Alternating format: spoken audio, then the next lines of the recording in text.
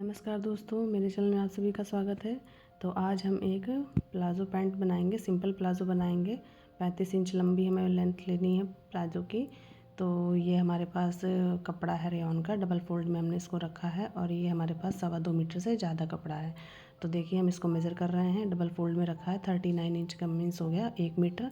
तो double fold में है 2 मीटर हो गया और एक्स्ट्रा फैब्रिक हमारा जो है तो वो हमारा 2.25 से ज़्यादा ही, ये 2.5 तो नहीं है, 2.25 से थोड़ा सा ज़्यादा है। तो अभी हम कपड़े को प्रेस कर लेंगे और इसको प्रेस करने के बाद डबल फोल्ड करके रखेंगे। सबसे पहले हम एक लंबाई में सिंगल फोल्ड करेंगे, उसके बाद सेकंड फोल्ड हम डब चौड़ाई में करेंगे। तो हमारा 4 फोल्ड हो गया है।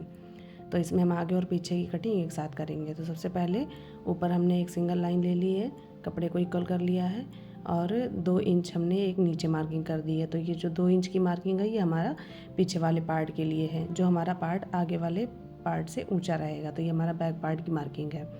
अभी हमने एक नीचे 2 इंच की और लाइन लगा लेनी है 2 इंच पर। ये हमारा फोल्डिंग के लिए रहेगा कपड़ा, जिसमें हमारी इलास्टिक जाएगी। तो अभी हमने यहाँ पे अपना हिप का 1/4 लिया है। तो हिप हमारा 40 है तो उसका 1/4 10 हो गया, उसमें 2 इंच हमने ऐड कर लिया है। अभी हम आसन भी हमारा 12 हमने ऊपर बेल्ट के लिए लिया है और हमें आसन भी 12 इंच ही लेना है।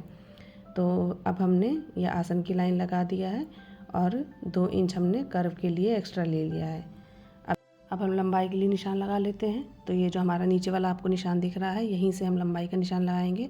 35 इंच पे हमें अपनी लेंथ, रेडी लेंथ 35 रखनी है, तो 35 पे ही हमें मार्किंग कर देना है और इस मार्किंग को हमें सीधा कर देना है। तो ये हमने सीधा कर दिया है। अभी मोहरी हमें 10 इंच की रखनी है। तो 10 इंच पर हमने नीचे जो मार्किंग किया है तो वहाँ पर हमें 10 इंच पे निशान लगा करके और जो हमारा क्रॉच एरिया है वहाँ से हमें स्केल रखते हुए नीचे मोहरी के पास से हमें वो मिला देना है। तो ये हमारा अभी ये नीचे की भी मार्किंग हमने कर लिया है।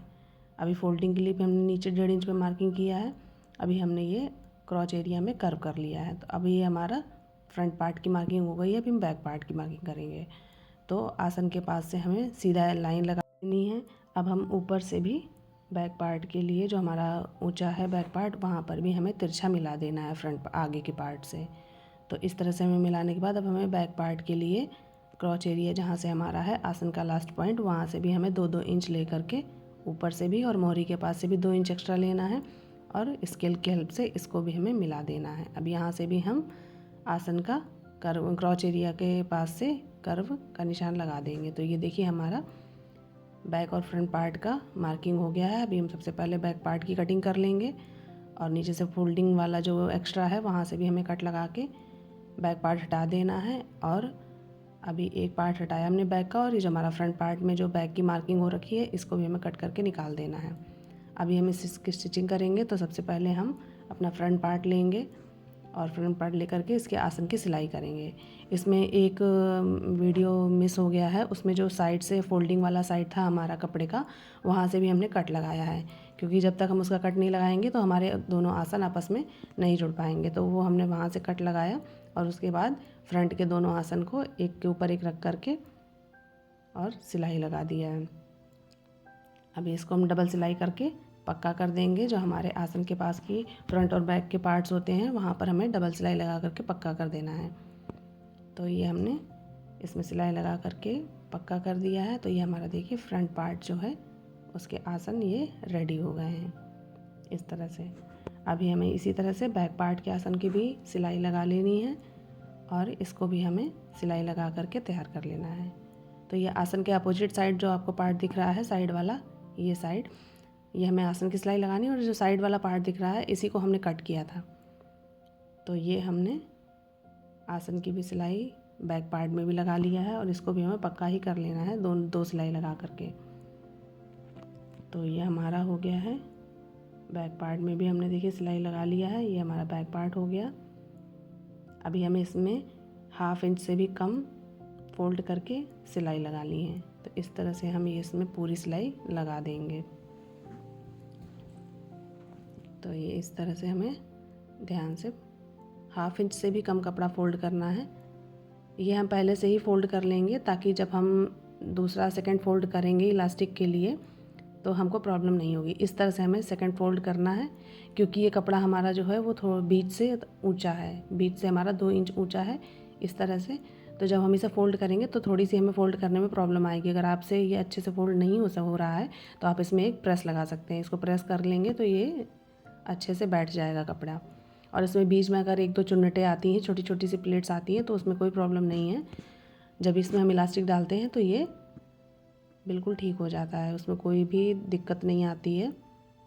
और इस तरह से हम बीच से सिलाई स्टार्ट करेंगे। जहाँ हमारा उठा हुआ हिस्सा है बीच का, आसन के पास से, वहाँ से हम सिलाई लगाते हुए इस तरह से हम सिलाई लगा लेंगे। अभी हम दूसरी साइड से भी सिलाई लगा करके तैयार कर लेंगे। तो ये इस तरह से हमने सिलाई लगा लिया है। अभी हमारा ये देखिए बैक पार्ट में भी हमारा इलास्टिक के लिए रेडी हो गया है। सेम फ्रंट पार्ट को भी तैयार कर लेंगे। तो देखिए हमारा फ्रंट भी हमने रेडी कर लिया है फ़ोल्ड करके, और हमने इसकी दोनों साइड्स को भी सिल दिया है।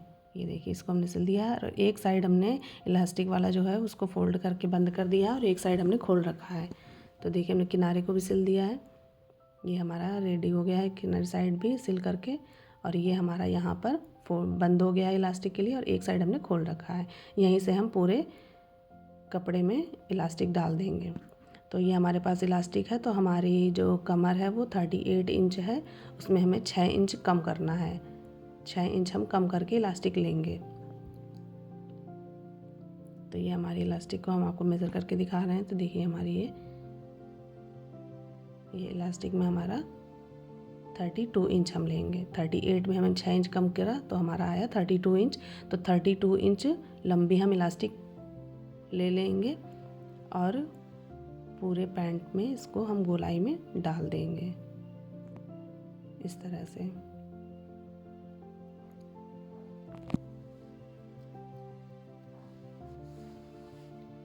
तो अभी पिन लेंगे, अपनी सेफ्टी पिन एक लेकर के उसकी हेल्प से हम इलास्टिक को इसके अंदर डालते जाएंगे, कपड़े को एडजस्ट करते जाएंगे और इलास्टिक को आराम से डाल देंगे। तो ये हमारी बहुत ही जल्दी पैंट बन के तैयार हो जाती है। हमारा प्लाज़ो जो है ये बहुत जल्दी बन के तैयार होता है।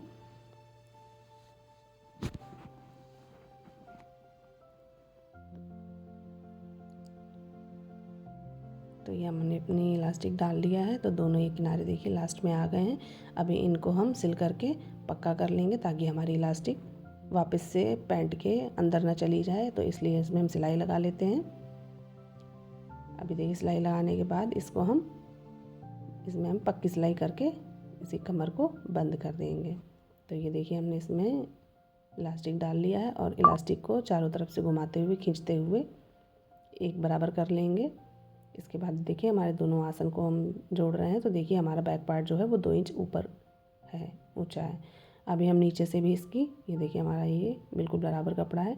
अभी हम नीचे से भी इसको, जहाँ पे हमने कट लगाया था फोल्डिंग वाला, उतना कपड़ा हम फोल्ड करके रेडी कर लेंगे, और नीचे से भी हम सिलाई लगा के तैयार कर देंगे। तो ये हमारा देखिए हमने फ़ोल्ड कर लिया है, और नीचे से भी हमने सिलाई लगा करके तैयार कर लिया है। ये देखिए यहाँ से भी हमने सिलाई लगा करके इसको तैयार कर लिया है। तो हमारा पैंट रेडी हो गया है। अभी हम इसको सीधा कर लेते हैं, और इसमें हम प्रेस लगा करके तैयार कर लेते हैं। तो देखिए कितनी ही आसानी से और बहुत ही जल्दी से हमारा ये प्लाज़ो तैयार हो जाता है। आप कुर्ती के लिए या नॉर्मल घर में पहनने के लिए टी शर्ट के साथ में इस तरह के लोवर आप बना सकते हैं। ये हमारा लोवर जो बनते हैं वो भी सेम इसी मेथड से बनता है। ये मेरे सूट का मैंने ये सिंपल प्लाज़ो तैयार किया है। इसकी लेंथ 35 इंच है। नीचे मोरी हमने इसकी 10 इंच रखी। तो मैंने पूरी कोशिश की है कि मैं बहुत ही आसान भाषा में और आसान तरीके से आपको सिखा सकूं। तो अगर आपको ये सिखाने और बताने का तरीका मेरा अच्छा लगा हो तो प्लीज़ हमारे वीडियो को लाइक कीजिएगा, और चैनल को सब्सक्राइब कीजिएगा, वीडियो को शेयर कीजिएगा। और अगर आप कुछ नेक्स्ट में आप कुछ और सीखना चाहते हैं तो प्लीज़ कमेंट करके ज़रूर बताइएगा। मैं पूरी कोशिश करूँगी कि बहुत ही आसान तरीके से आपको बता सकूँ। तो thanks for watching. Thank you.